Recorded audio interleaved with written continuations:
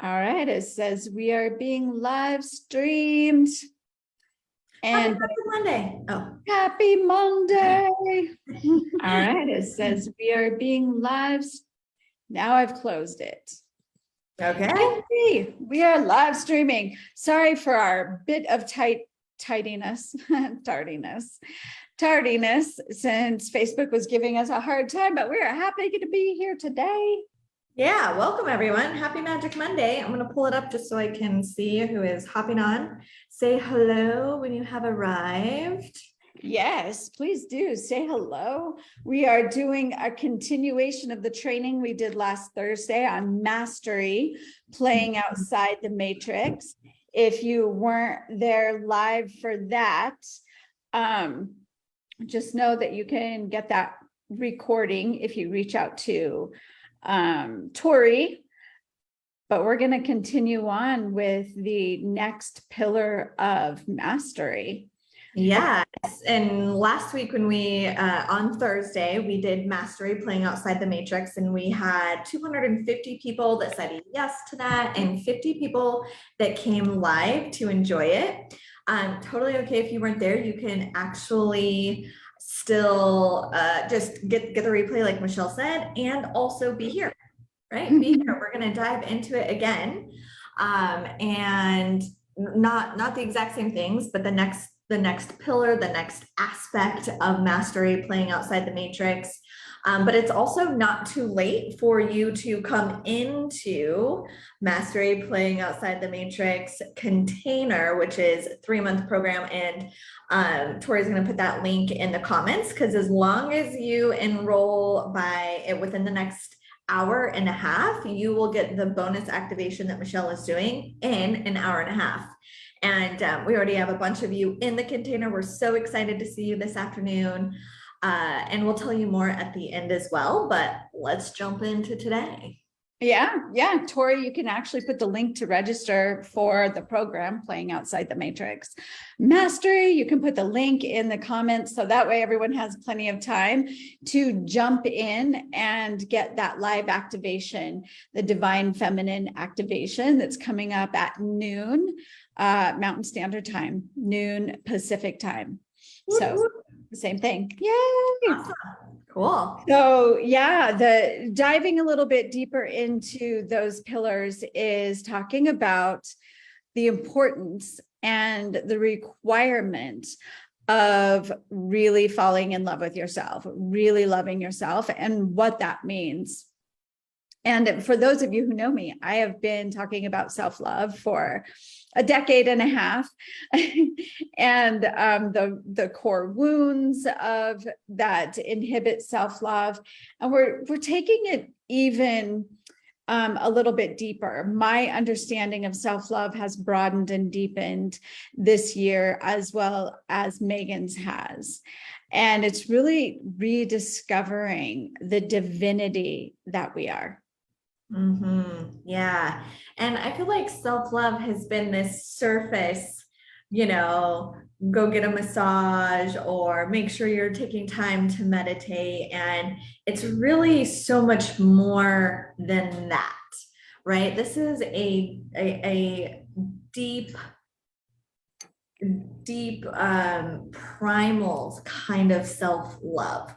Right? It's not a surface self-love, and there's lots of teachings out there that keep it pretty surface. Maybe even some crying comes up, but the self-love that we're talking about is a full self-actualization and loving all aspects of self, not just the ones that we have been privy to, but those as well, right? And something that I was thinking right before we got on here is that small space in which most people live, which is denying the aspects that they don't like of themselves and rejecting what they do, right? Almost like, oh, I'm not good enough yet, and oh, I'm too bad to look at that, right? So we're here. We haven't fully embraced the light of us or the shadow. It's, oh, I am too ashamed of that. That isn't me. I don't like that about me. And then there's the self-love and the light, which is, I'm not good enough. that isn't really me. Can't accept compliments, don't see our divinity. And so we're living right here. Not too bad, but not too good is how we interpret ourselves, not how we're actually being, right? How we're actually being can be full spectrum, but our perception of self is here. Not too bad, but not too good. And so as we've talked so much about what can you hold, and this is part of playing in the matrix, is being able to hold so much. And now we really want to bring it into the micro, because as we master the micro, we begin to master the macro, which is the outside. And so can we truly be in love with self? Mm-hmm. Yeah. Yeah. And what shifts when we truly fall in love with ourselves, like, and truly loving ourselves, going, oh, I said that stupid thing. I hate that I said that. And loving, like, okay, maybe that did sound stupid, which is a judgment. And I love myself for even sounding stupid. I love myself for having the judgment against that person or that experience. That full spectrum of loving ourselves exactly how we are. And what we've talked about so much in Thursday's training is manifesting from this space, right? And understanding that, oh, I will love myself when? I'll love myself when I'm more patient. I'll love myself when I am more affluent. I'll love myself when I lose the weight. I'll love myself when I heal this part of myself. And so many of our manifestations become very based on proving myself to myself, proving myself to others, right? Proving that I'm not that shadow, proving that, like that I am worthy. Like, oh, if I drive that car, then I will know I'm worthy. I met this worthiness. And this deep sense of full spectrum self-love is an innate knowing that I am worthy, no matter how imperfect I am. Mm-hmm. Yeah. Yeah. And I had something that was coming to me. I'm like, what was I about to say? That had exactly what it was what you were talking about. Is that this piece of I'll love myself when I heal this, or I've been working on healing this and I'm feeling so much better. What is actually more profound than healing is pure acceptance and knowing that there's nothing to heal. Mm-hmm. Yes. Right. So as we're talking about self-love, and some of this, it might seem like, gosh, this seems like easy, I guess is my judgment of like, gosh, self-love is so easy. Everybody talks about this. And self-love actually is the absence of having or needing to be healed, which especially in the spiritual community, I think is going to be a little like, what? Because so much of our time is healing and clearing out and taking care of these energetic blocks. And what is more profound than trying to heal this part that we don't like about ourselves is to actually fully immerse ourselves in it. Yeah. And this is specifically shadow work that lots of people, including myself, have avoided because it's more uncomfortable. It's actually more reassuring to be in this illusion that I'm always ascending in light. I'm getting better and better and better, which means the shadow is getting less and less and less, and I'm getting closer and closer to the light. And it is just a glorified spiritual way of rejecting self, which cannot be self-love. It is self-hatred and rejection, right? So it's like, oh my God, all this time we've been fed this heal yourself and clear all this out, as opposed to be with yourself, accept yourself, love yourself. And when we're able to fully integrate, right? This is true integration, is being able to be with the aspects of yourselves that you have rejected and repressed and been taught to reject and repress your whole entire life. That is integration. Yes. Oh, that's so beautiful. And I mentioned this Thursday in the training as well, is that I really feel like the spiritual community, the metaphysical community has really perpetuated that idea that, oh, once you heal yourself, then you'll be a free-flowing, manifesting manifester, right? Like if things aren't happening out there the way you want them to, your ego, not necessarily your higher self, then there's something to heal. And so we're really coming back, we're coming in here to say, no, the greatest thing you can do is love all aspects, even those things that you think need to be healed. And really being in deep gratitude or appreciation for those aspects of that you would call shadow. Yeah, I'm really curious as to what is coming up for those. It's coming up for you as you watch this. Do you go into, no, I'm going to stick on my healing path over here? Or you're like, oh, this is interesting. The shadow is a bit, I'm curious, right? What comes up for you in hearing this, which is somewhat different than the mainstream spirituality, right? Yeah. Which is so heavily focused on light that we're rejecting shadow, which is shadow, by the way. Right. Any level of rejection is shadow. Mm-hmm. Mm-hmm. Yeah. Diana asked in the comments, how does this integrate with the 4 core wounds training that I do? It integrates perfectly in that understanding that in the shadow is shame, guilt, fear of rejection, fear of abandonment. And when I take you through the process of releasing some of those and healing those, the first thing we do is say, even though I feel guilty, I deeply and completely love, accept, and forgive myself. Even though I feel rejected or I reject myself, I deeply and completely love, accept, and forgive myself.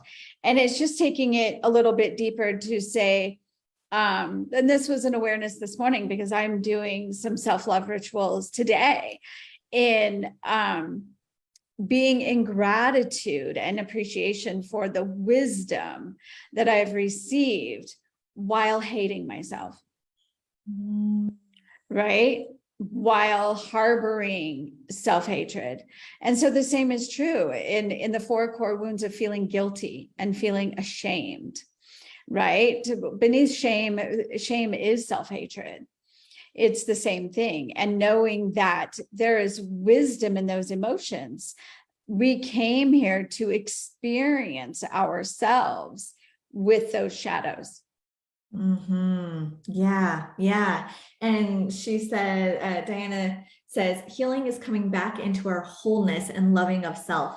Actually, Diana, we can never be out of wholeness.